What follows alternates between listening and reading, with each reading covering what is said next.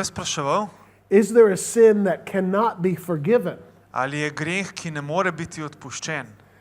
There's only one. Samo eden je. Only one. Samo eden.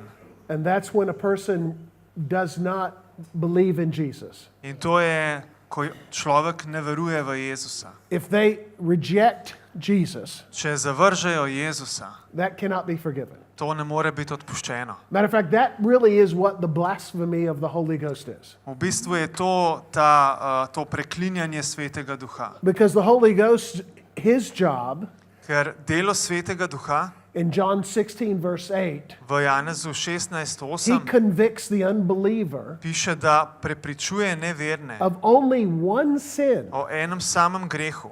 One. Enem. Only one. Samo en. And that is their unbelief in Jesus. In to je njihova nevera v Jezusa. It's not all their sins. Ne o vseh njihovih It's grehih. just one sin. Samo o enem grehu. Amen? Je tako.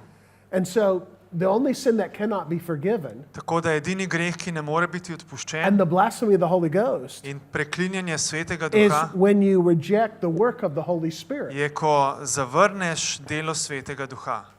That's it. To je to.